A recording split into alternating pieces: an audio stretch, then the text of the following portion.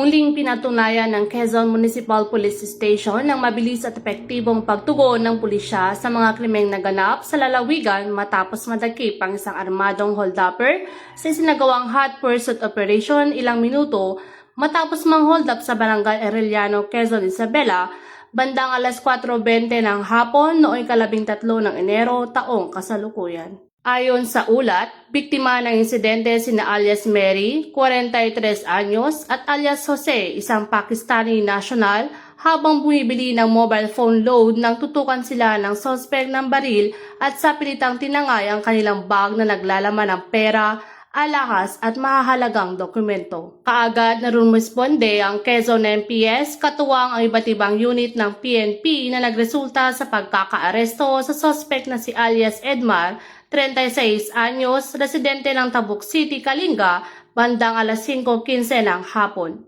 Nasamsam sa kanya ang ilang personal na gamit, alahas at isang itim na Hyundai Accent, habang ang baril at hinihinalang marijuana ay isinailalim sa pagsusuri. Kasalukuyang nasa kustodiya ng Quezon Municipal Police Station ang suspect at sasampahan ng kaukulang kaso.